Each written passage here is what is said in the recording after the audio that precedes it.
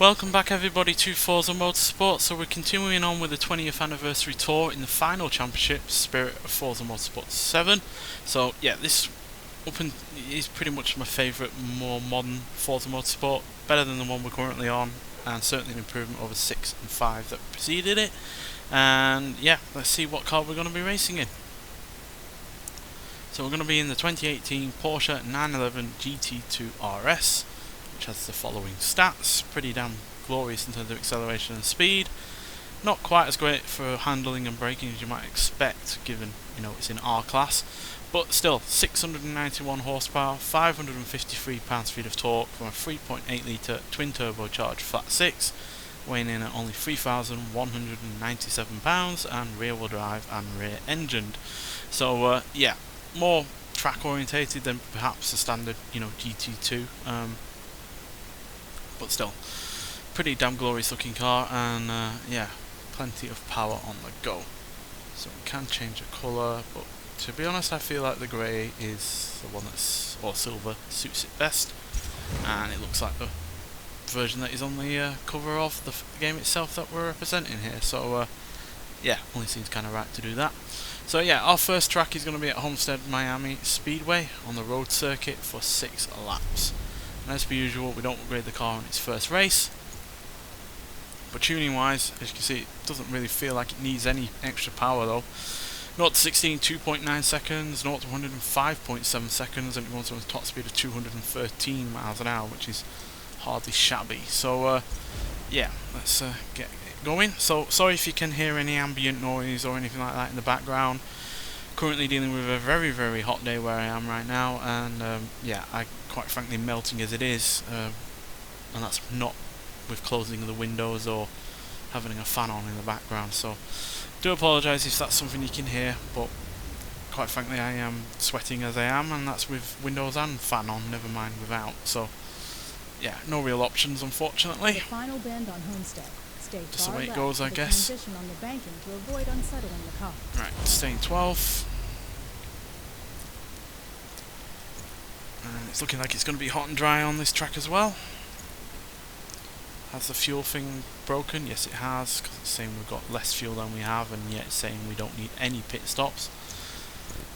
This glitch really does need to get sorted out, and I really don't know why it hasn't yet. I guess it's a consequence of it being an always online game. There's just some elements to it that just are going to persist, like the rewind and not keeping the same volume levels when it comes to the car. Right, can we do it now this time? Yes, thank you. Right, 40%, let's go.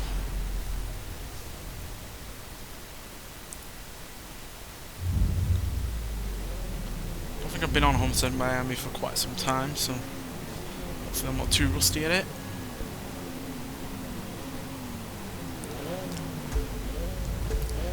I do remember this car in Forza Motorsport 7 being a bit of a handful, so hopefully that's not the case this time around.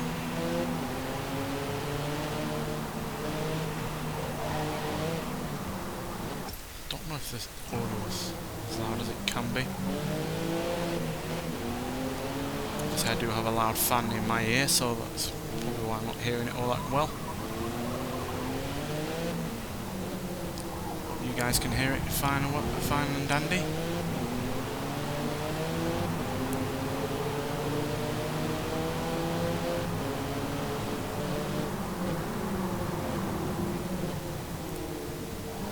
Like a lot of tracks on this game, it's quite narrow in a lot of places. It does make overtaking hard.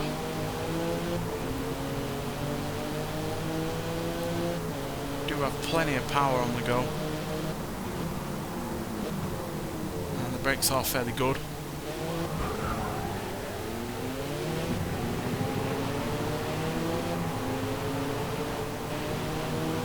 And the trouble is, these McLarens for instance also have a fair decent amount of power, probably weigh about the same.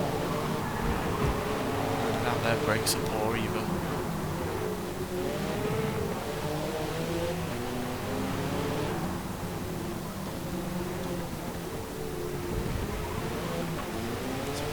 Fair more even match this time around than perhaps other ones have been so far in this tour.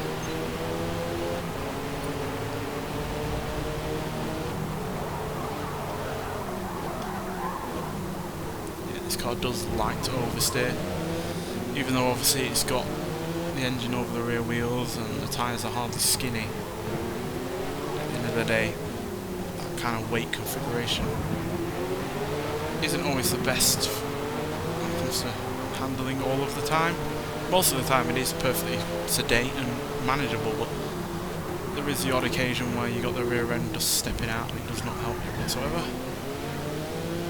Double pass there, which is pretty good. Into 7th position.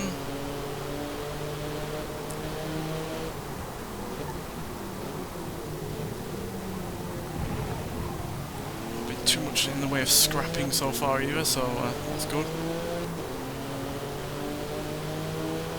Even though we've got nearly 700 horsepower, it does seem that some cars are able to pull away from us.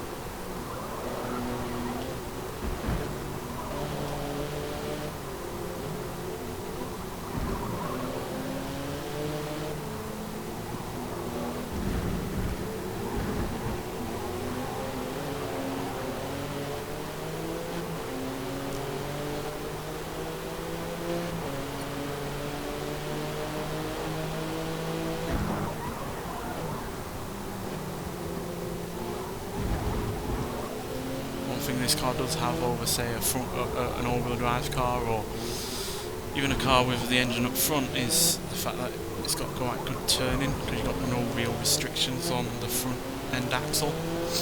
So yeah, it's got really good turning, especially at lower speeds.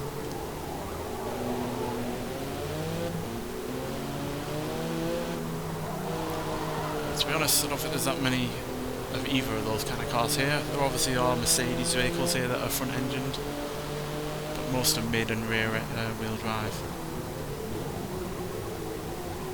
The McLaren up front, for instance, we had a bit of understeer there, unfortunately.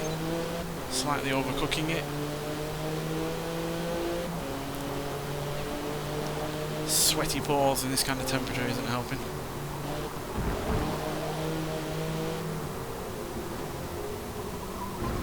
It's a kind of 4D experience really, because it will no doubt be really hot and sweaty on this track.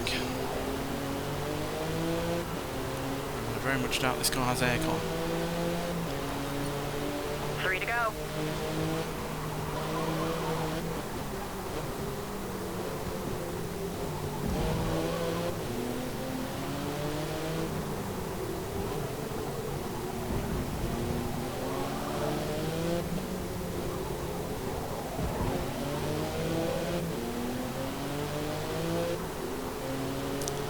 Struggling to gain though, to be honest.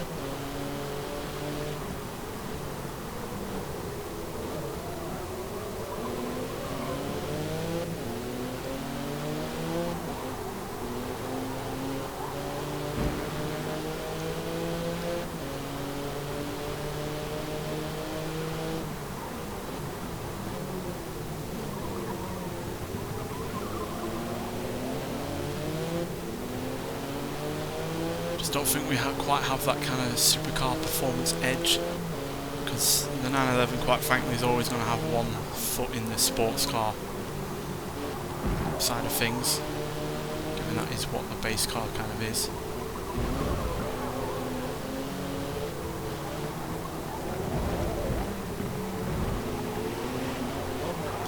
Oh dear, really overcooked it there. Trying to take advantage of the fact we gained massively on the McLaren.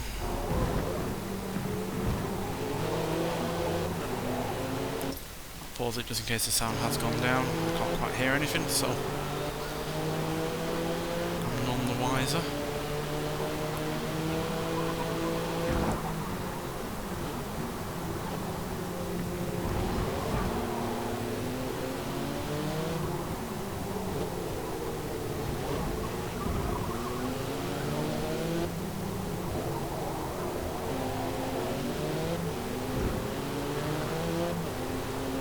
Closer than last time, but to get ahead, really.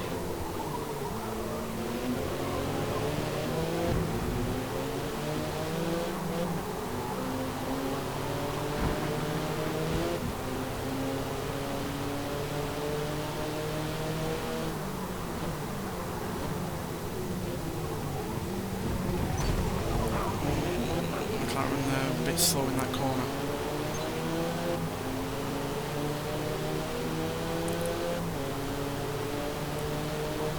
Hanging onto their draft, which is helpful. Sliding out like that is not. It's like I said earlier, a lot of the time this car does have that rear end grip that you need. There are other times as well when it does let go at the inopportune moment.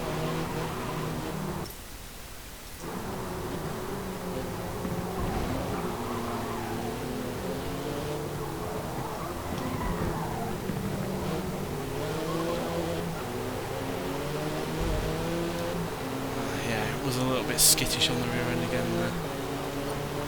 One more. Finish strong.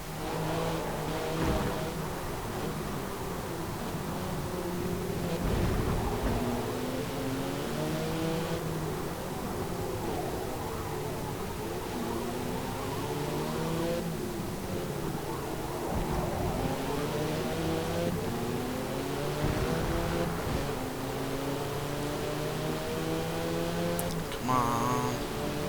Let's get in another place.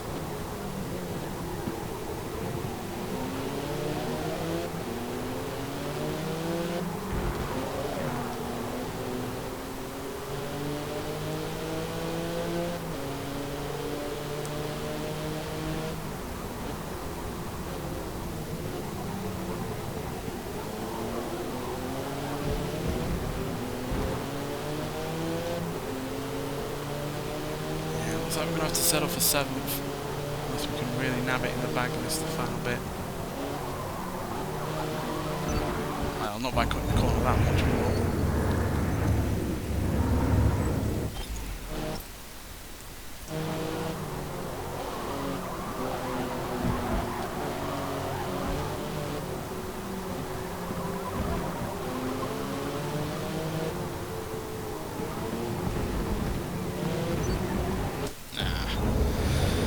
Really don't want to cheat. Oh, but the Mercedes has had an understeer moment. We've nabbed a place right at the last second. Let's get the sound back just in case. Well, yeah, that was really rather quite difficult, to be honest. Despite having nearly 700 horsepower and weighing less than 3,200 pounds, the car really didn't feel like it had that edge. And the fact that we're, you know, trailing behind a Spider version of the McLaren, which is not the best version of that car because it is heavier than the standard coupe, is a little bit telling. So yeah, we really are going to have to upgrade, and in a big way. But as you can see, RPI is the lowest, I believe, outside of the 488. So yeah, there is going to be plenty of room to play with when it comes to the upgrades. So let's get to the upgrade screen and then get on to the second race for this episode. Right, so here we are at the upgrade screen. So even though at the start I figured that this car had plenty of power at nearly 700 horsepower, clearly it does not. But it could also be the fact that weight is somewhat holding it back. So we'll concentrate on handling more than anything first. So we'll upgrade the front and rear tyres. We'll give it race compound, and we'll lighten the driveline. Give it a better transmission to knock out weight and also improve acceleration, and then we'll also lighten the hood, give it a little bit less weight up front, give it the rear bumper, which will help improve pretty much everything there, and yeah, we'll leave the rear wing as it is. Right, now we can concentrate on power mainly. Oh, that's drift. Yeah, weight reduction as well. So yeah, that increases, decreases the amount of time it takes to get to 60 there by quite a substantial manner. And then we'll go for the good old turbochargers, because I really do like just maxing out a turbocharger vehicle. Do the air filter as well, because that'll help with the torque. And then displacement as well. What does it go up to? 4 litres, pretty good.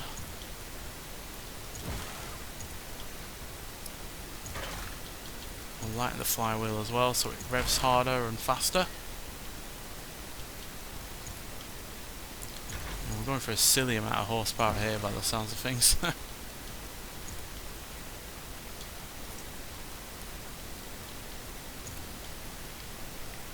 950.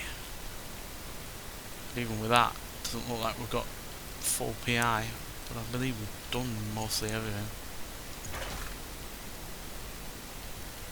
It's a body kit. Wow, that changes the look of that car, doesn't it? Looks like a more of a supercar than anything. I don't think I've ever seen that body kit before. Obviously does increase the weight, but that's because it takes out the weight reduction that you've done and then decides on the body kit. So I think it only weighs about 34 extra pounds than standard, but yeah, it does look pretty good, but I don't think it really does anything for the handling or anything. But it does look neat, and it's nice to know that it's there. So yeah, we'll leave it the PI at that. We don't always have to get up to the top. We haven't done in the past, and it's not really affected our chances. So yeah, I don't think we can really get any more power into it reasonably, not without knocking back the handling and the braking performance, and therefore harming the car. So yeah, tuning wise, yeah, we're now doing 0 to 60 in 2.647 seconds. So despite all of that extra power, we're not actually, all that much quicker to 60. But we are quite a bit quicker to 100 at 4.46 seconds, and we're able to now do 241 miles an hour. So yeah, properly rapid, and it's going to need to be because we're on a circuit that does have quite a lengthy straight on it. So yeah, Spa for 3 laps. So let's see what we can do. Hopefully we can get a damn sight better than 6th place position this time around. Certainly we'll need to if we're going to improve our position overall, which obviously we want to do. So yeah, Spa though is quite a tricky circuit in other places as well, especially when it comes to not going off the track and getting any penalties.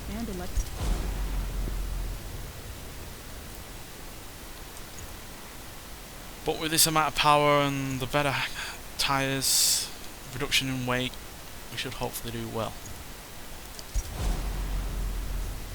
Not going to go for soft tyres though, because I feel like 3 laps might be pushing it a little bit, especially given this car is quite, hard on its front tyres, given its immense amount of good turning.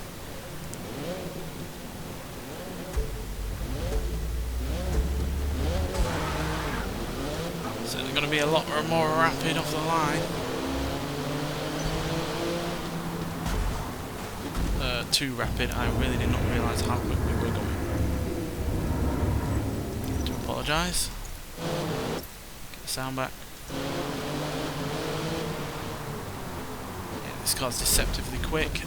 Getting squeezed in between a Porsche and a Ferrari. And a Porsche Ferrari sandwich. Thankfully no penalty. Yeah, this car's monstrously quick. Especially when we're getting the draft. Oh dear. Figured that might happen. This car's obviously got a lot of weight still at the rear end, and yeah, it's had a pendulum effect on the vehicle. So we lost out on some places there.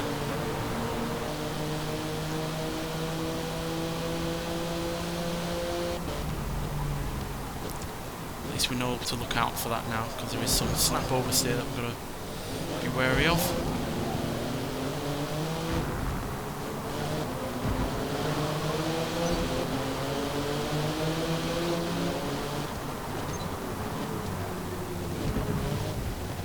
It's a shame there weren't much in the way of handling upgrades to give this outside of the tyres and the weight reduction. But I guess being very much a track-focused vehicle, it's already had the brake upgrades and suspension upgrades already. No real room for improvement on either there.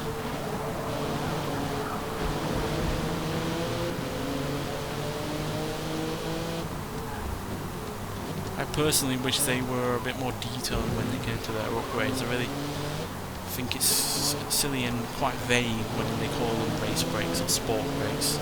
Call them steel brakes, call them, drum brakes in the stock form, or, ceramics. comes to like racing brakes and stuff. Just wish there was a bit more detail in that regard. And you know, a little bit more leeway when it came to the upgrades. Maybe you want to keep the standard brakes on the rear because you're not that fussed about rear braking, but you want to upgrade the fronts massively so. So to save on PI, you just do the front brakes and do this rear standard.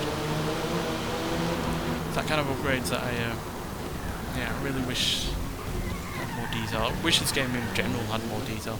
Granted, this has obviously had more detail added to it than previous Forza games, you know, with the tyre changes and fuel changes at the beginning and such, but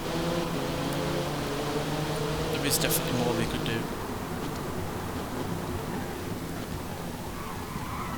Chief among which is improve the car list, because, yeah,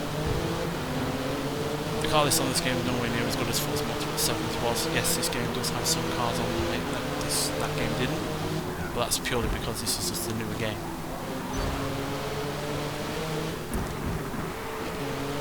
Well, inevitably going to be new cars on this game that could not be released on that prior game, because it simply hadn't been released, so yeah.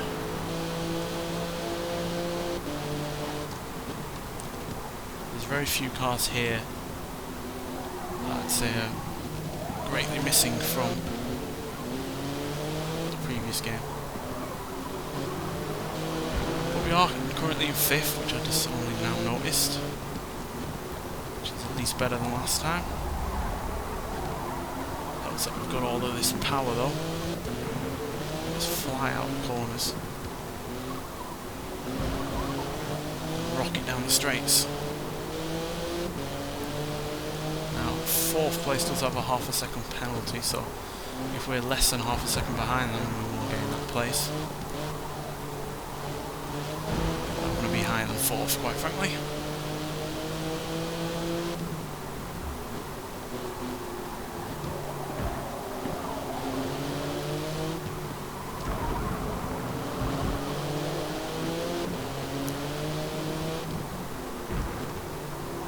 Got much time left to do that though.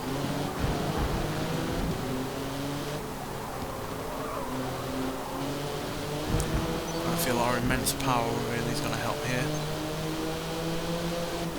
Reeling them in.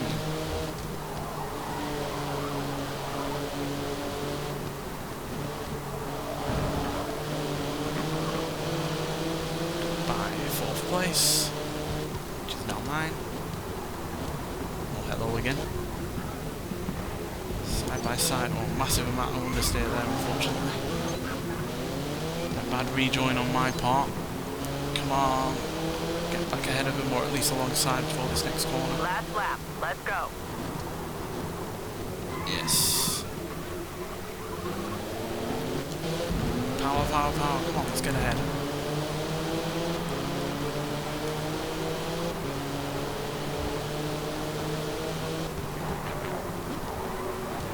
Again, get a draft and then it ends up making the car awfully twitchy. I'm not sure if it's because it's suddenly gained downforce or anything like that, and therefore it's just nowhere near as, you know, subtle when it comes to the handling or what, but yeah, it just really gets twitchy, which is not helpful.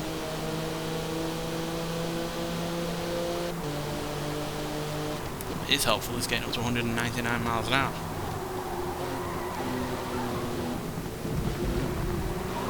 So it's a trio of Mercedes up front. Seems to be doing better than anyone else.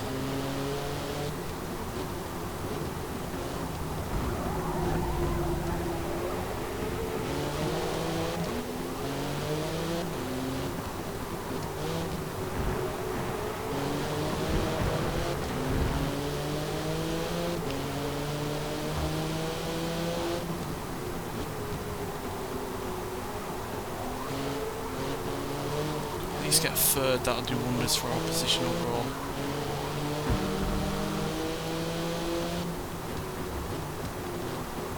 Tall order though, I believe, because I think these Mercedes do have better handling than we do.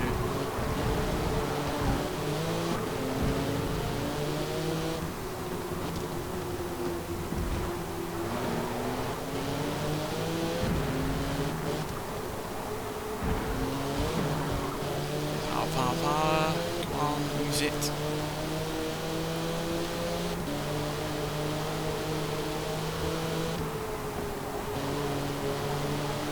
going to be close.